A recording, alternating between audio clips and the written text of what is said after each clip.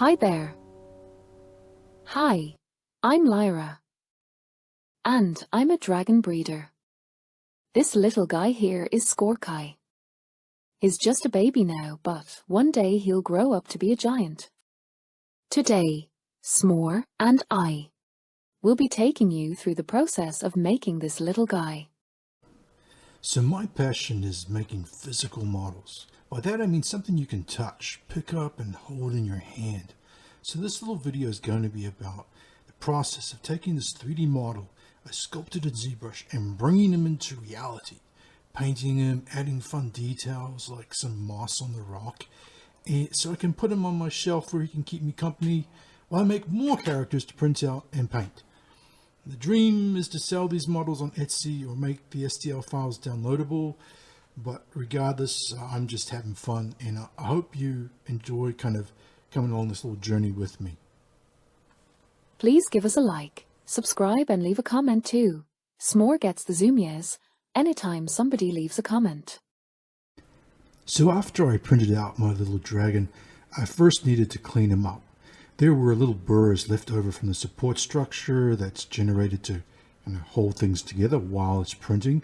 So I used, some sandpaper and scrubbed the base over that. That kind of flattened it out, took care of the burrs.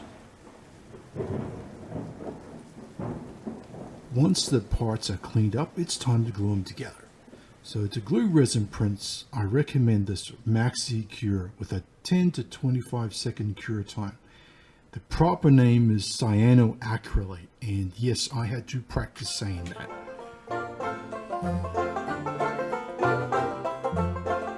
When gluing the wings, I had to take a moment to make sure I got the correct side.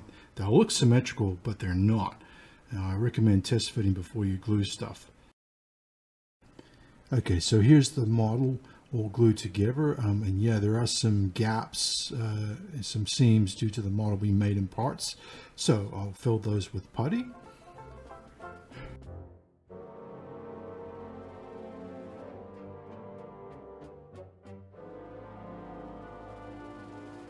I found the best tool for smoothing out the putty was my finger. Now, I highly recommend using gloves when doing this, but I'm an idiot, so I just use bare skin.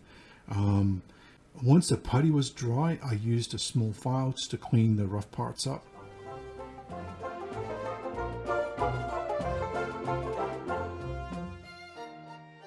Before painting, you have to prime the surface so the paint will have something to stick to.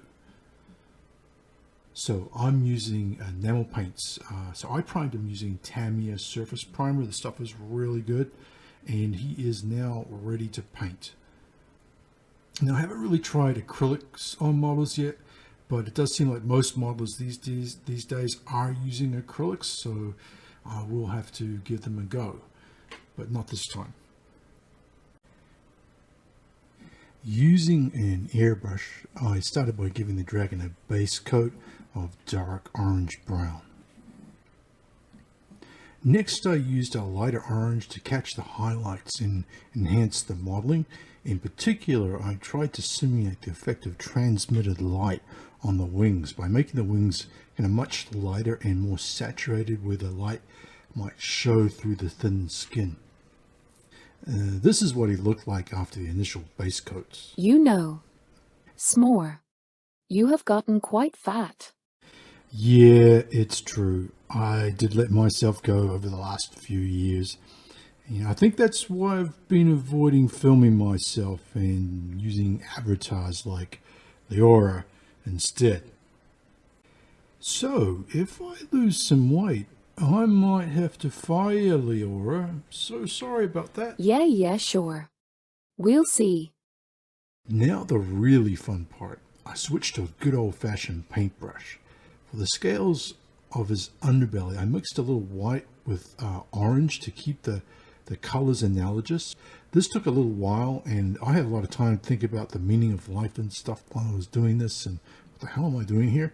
But anyway, now I'm going to add some variation to the color of the scales with another mixture of brown and orange, really riffing off the concept I did years ago.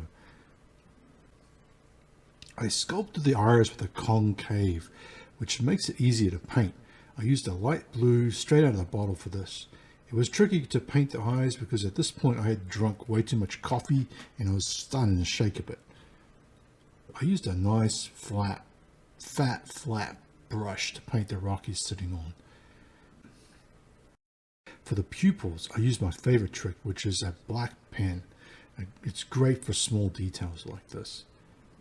And you can just literally just draw the little circle, which is much easier than a brush, in my opinion. To finish up, I tried making a wash with burnt umber and black. And I'm somewhat new to mixing washes. It seems easy enough. And so it was my wash was a bit too thin, I think. But it kind of helped to pop the details. The idea is that with the washes, it sticks to the grooves, enhances the crevices, a bit like an ambient occlusion map in CG. Maybe it depends on which world you're coming from but anyway, it enhances the grooves. It kind of pops the details. Now here's a turnaround of the dragon so far. Something I didn't film was dry brushing the rock. Dry brushing is when you take a lighter color and you wipe most of the paint off the brush before kind of gently just pulling it across the surface, and you pick out the high points with a light touch. It's the opposite of the wash. The wash is kind of enhancing the crevices and the dry brush is enhancing the peaks. So the idea is just to catch the high points. For the rest of the base, I painted it a nice flat black, which is what I did in the original CG model.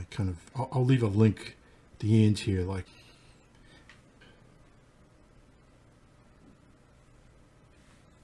Now, as a finishing touch, I dabbed some green paint where I thought the moss might grow over the rock. And then I added some green ground cover from Woodland Scenic, which is kind of meant to simulate grass. In this case, I'm using it for moss. And this is the kind of stuff that modelers use for model trains and dioramas, which is stuff I also like to dabble in. So there you go. And ta-da, here's the finished product. I'm reasonably happy with them, but I think I overdid with the gloss coat. Something I didn't mention. I hit them with a gloss coat to kind of seal things. If I painted another version, I think I'd paint gloss on the eyes and leave the skin flatter. But for what it's worth, there's our little dragon. I had fun. Hope you enjoyed watching. Well, if you liked this video, and even if you didn't, please give us a like and subscribe. And we love comments, so please leave your thoughts below.